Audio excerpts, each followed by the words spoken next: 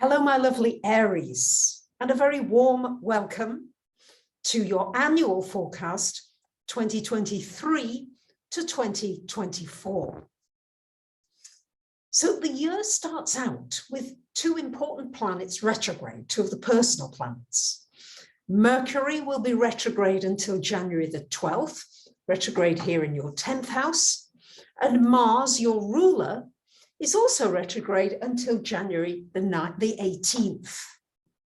So the flavor of the beginning of the year is one that may well be quite introspective.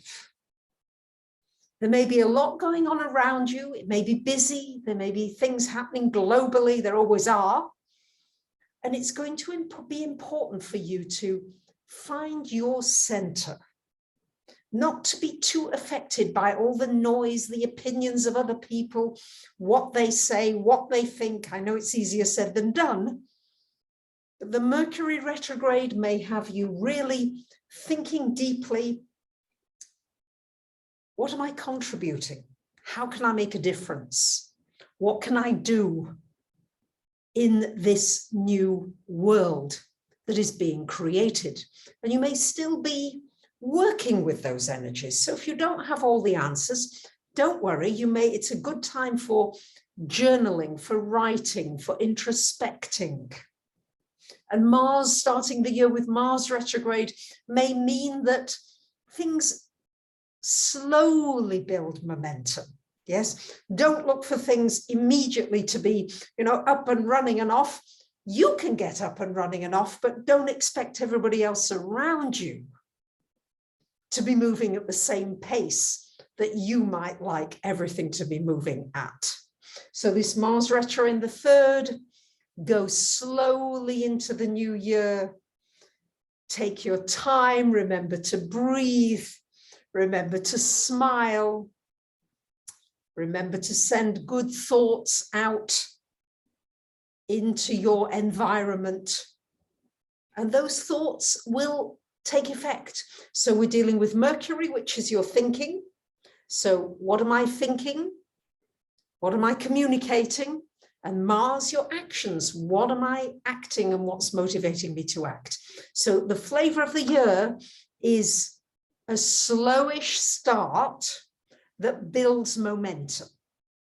Now the next big point during the year will be March the 8th, when Saturn finally changes sign and will come and resonate with Neptune in your 12th house. So Saturn into Pisces in the 12th house. This can be a tremendous time of great healing for you. Healing on many levels, lifetimes of levels. If you're willing to let go, to surrender, to allow the past to be the past. And you may find yourself, especially if you're in this healing energy, esoteric, metaphysical field, you may find yourself building a business in this area, making it real, making it into something quite tangible. Anything in the medical field, anything in the creative field, this could be your year for really doing something that will help to heal and soothe other souls on this planet, including yourself. So Saturn in the 12th house, it's a time often of the endings of old things. Old. And to just say, I'm letting go. I'm making space for something bright and new and shiny to come into my world. So when Saturn transits that 12th house, which happens for the next 2.5, 3 years, it is often a time of restructuring, of letting go of old structures that you've maybe used for a long time, and finding new ones that you flow into. There's a flow of energy with Pisces. Pisces does not particularly like to be in the, with Saturn together. Saturn wants structure, but this gives you the opportunity to structure your healing, to structure your creative energy, and to put it into a formula that could be productive, that can make money, that can help others in a very tangible way. On March the 23rd, there's another big event, which is when Pluto will change sign. So Pluto has been in this 10th house for you pretty much since 2008. And now it peeps its head just for a few months. It'll go back into Capricorn again, but nonetheless in June, but it's got a few months of now peeping its head into your 11th house. And Pluto in the 11th is all about power collaborations, power communities, power friendships, transformational connections, often using technology in a power way. Don't be surprised if the metaverse and all these hugely virtual energies are going to really accelerate during these Pluto and Aquarius years. So just be ready that your chances are with Pluto in your 11th house, you may find yourself collaborating, leading communities and people to new horizons, to exciting new ways of doing things together that are very productive and that transform our consciousness. They take us onto a higher frequency. So don't be surprised if your friendships change immensely. The existing ones may deepen as you deepen in your consciousness and understanding of it. You may find that the people around you suddenly shift and move. People that may have been stuck for a long time suddenly have movement and change and are ready to change. So get ready for some real dynamic people to come into your life. It can be very exciting. It may be online, it may be offline, maybe a combination of the two. In April, we get on to the eclipses. April the 20th, we've got a solar eclipse happening in your sign. So it's resonating there with Jupiter. So this is a new you. Yes, a new you is getting birthed. And who do you want to be? What do you want to be? You may find yourself creating a whole new identity. Who you thought you were is no longer that. You're more vast, more infinite, with so much more potential than you ever realized. So this is a time of potential learning, of studying, of sharing, of teaching, of coaching, of mentoring. It's a big rocket, shall we say, up your bottom that really can take you onto much higher levels. And it brings a lot of new beginnings potentially for you. May the 5th, there is a lunar eclipse happening in your 6th house, shining a light on the health area. So great time for making adjustments in the health area if needed, for upgrading your health, your energy levels.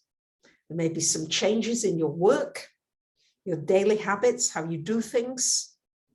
And also you may find yourself finding new ways to contribute and to help other people along this turbulent frequency. But it's also exciting. It's turbulent, but it's also got an energy of, ooh, what happens next? On May the 17th, we've got Jupiter going into your 2nd house, resonating there with Uranus. So this bodes potentially well financially for you. Things blasting forward financially. The main thing to be aware of is not to go to extremes. So don't get yourself into lots of debt. Yeah, do things in a positive way. But Jupiter can be very fortunate there, can bring you business opportunities, financial opportunities. It gives you opportunities to work with your gifts, your talents, your abilities in new and exciting ways. So that's a real energy shift there. On June the 12th, Pluto will go back into your 10th house. So this gives you an opportunity somehow to look at some of the new connections you've made, Who do you really want to get involved with? Just how are you going to structure some of the ideas and the community and the collaborations that you've been thinking of? And there just may be some reassessing going on at that point. Next year, in 2024, Jupiter will go back into that 11th house, but that it's a gradual progression. You may find that you meet all these wonderful people, and just the timing, just be sensitive to timings. You can't push the river, it flows by itself. If you keep that in mind, then this can be a wonderful, wonderful time. On October the 14th, we've got a solar eclipse happening here in your relationship area. So new beginnings, new possibilities to do with relationships happening for you as we come into October. Maybe a new relationship, a new romance, if that's what you're looking for, a new business connection, a new friendship, but an opportunity to inject new and vital energy into this area. And then on October the 28th, we've got a lunar eclipse happening in this second house, again, encouraging you, Aries, to share your gifts, to explore your gifts, to realize that there is so much of you that you have not yet explored. So it's exciting. Yeah, there's a lot of excitement this year. There's a lot of potential this year. How much of it will you actually explore and go for? That is over to you. The astrology gives you the possibilities and the potentials, and it's up to you to decide whether you're going to realize them or not. All year, the Mercury retrogrades in April, May, August, September, December, and January of 2024 are going to be in Earth signs. So this is a year of practical thinking, applying the ideas and putting them into use. So that's going to be very important. It's not going to be enough just to have those great inspirations and ideas this year. It's going to be important to actually put them into practice. And the retrogrades will be helpful in that endeavor. So there you have it, my lovely Aries. I wish you a wonderful new year and 2023-4. I look forward to your feedback. Please do subscribe if you haven't yet, and like. And I do read all your comments. So please do comment if you feel to. Much love. Bye for now.